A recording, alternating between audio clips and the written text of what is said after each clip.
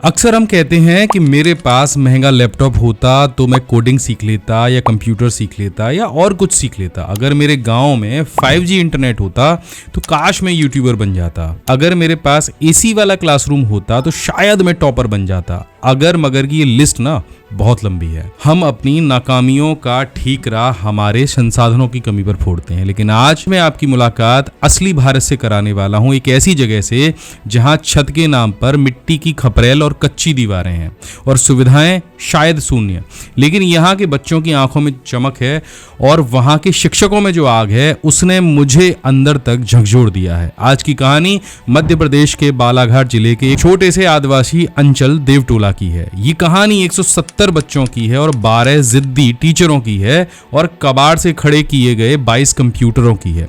देवटोला का ये गुरुकुल कोई आम स्कूल नहीं, इसे सरकार ने नहीं बल्कि समाज के 60 से ज्यादा दानवीरों ने मिलकर खड़ा किया है। 2010 में 4.5 लाख रुपए जुटाकर जमीन ली गई और जैसे तैसे 3 कमरे बनाए गए।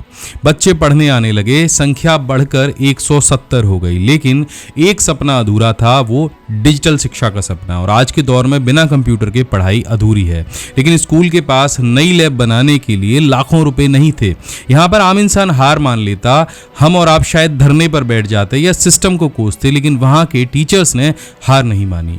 उन्होंने एक ऐसा रास्ता चुना जो शायद कोई इंजीनियर भी सोचने से पहले 10 बार सोचता। उन टीचर्स ने आसपास के सेकेंड हैंड कंप्यूटर से पुराने ऑफिस में पड़े हुए खराब कंप्यूटर को इकट्ठा किया, उसमें से सही सामान को निकाला।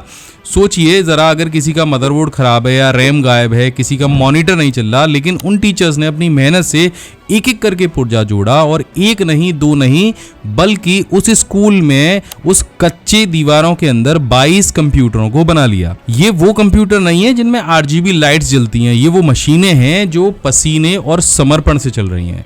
KG से लेके 8वीं क्लास तक के बच्चे इन मशीन्स पर जब अपनी उंगलियां चलाते हैं तो वो सिर्फ टाइपिंग नहीं करते, वो अपनी तकदीर लिखते हैं। अब आप सोच रहे होंगे कि कंप्यूटर तो बन गए, लेकिन सिखाएगा कौन? गांव में कोई कंप्यूटर इंजीनियर तो बैठा नहीं है। जहां पर एंट्री होती है टेक्नोलॉजी की और इंटरनेट की। अब भले ही नेट की स्पीड कम थी, लेकिन बच्चों का जो जज्बा था वो हाई स्पीड था। इन बच्चों ने अपने कंप्यूटर पर यूट्यूब खोला और उन्होंने सर्च किया कि कंप्यूटर कैसे सीखें, और संयोग देखिए वो हमारे चैनल माई बिग गाइड और PC स्किल तक पहुंच गए। वो बच्चे मेरा वीडियो देखते और फिर उन पुराने कंप्यूटरों पर प्रैक्टिस करते। धीरे धीरे उन्हें मुझसे और मेरी आवाज से और मेरे पढ़ाने के तरीके से लगाव हो गया और फिर शुरू हुई एक मासूम जिद।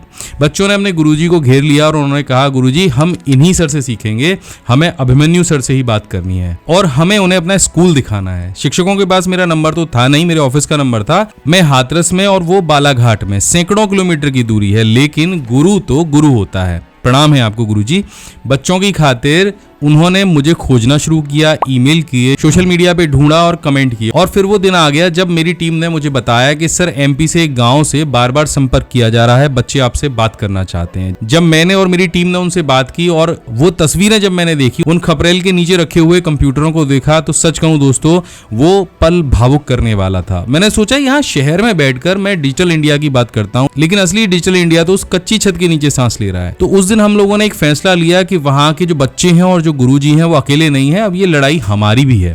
हमने तुरंत एक्शन लिया, स्कूल में मौजूद सभी 22 कंप्यूटरों की ईमेल आईडी मंगवाई और PC स्किल के सारे प्रीमियम कोर्सेज का एक्सेस, चाहे एक्सेल हो, वर्ड हो, पावर पॉइंट हो, चाहे वेब डिजाइनिंग हो, डिजिटल मार्केटिंग हो, सारे कोर्सेज का एक्सेस हमने उन बच्चों के लिए लाइफ टाइम फ्री कर दिया। तो हमने सारे 22 सिस्टम्स के ऊपर अपने प्रीमियम कोर्स का एक्सेस दे दिया। लेकिन मुझे ये भी पता है कि वहाँ इंटरनेट की समस्या है। इंटरनेट की स्पीड कम होने की वजह से वहां के जो वीडियो जो प्ले होंगे उनमें बफर भी आ सकता है, इसलिए मेरी टीम वहां पर अपने पेन ड्राइव को भी भेज रही है जिसमें सारे के सारे वीडियो HD क्वालिटी में है। अब चाहे इंटरनेट चले ना चले, देवटोला की ये बच्चों की पढ़ाई जो है वो नहीं रुकेगी। और अब सिर्फ बेसिक नहीं, और अब बच्चे एडवांस कंप्यूटर में भी एक्सपर्ट बन जाएंगे। और जानते हैं जब अच्छी नीयत से काम होता है तो पूरी की पूरी कायनात मदद करती है। बच्चों की इस मेहनत की खबर जब प्रशासन तक पहुंची तो वहां के कलेक्टर साहब भी खुद स्कूल पहुंचे और उन्होंने बच्चों को 20 लाख रुपए मदद का भरोसा भी दिया। और वहां के जो सांसद हैं उन्होंने भी 10 लाख रुपए मदद करने की बात कही, तो वो भी जल्द बच्चों तक पहुंचेगी और जल्द ही वहां पर हो सकता है पक्की बिल्डिंग भी बन जाए। लेकिन वो पक्की बिल्डिंग इन बच्चों की नींव नहीं है, इनकी नींव तो वो इनके अंदर छुपा हुआ जज्बा है जो इस स्कूल की कच्ची दीवारों में पला है। तो अगर बालाघाट के वो बच्चे सेकेंड हैंड कंप्यूटर पर भी कंप्यूटर पढ़ने का और कंप्यूटर एक्सपर्ट बनने का सपना देख सकते हैं तो आपके पास तो सब कुछ है।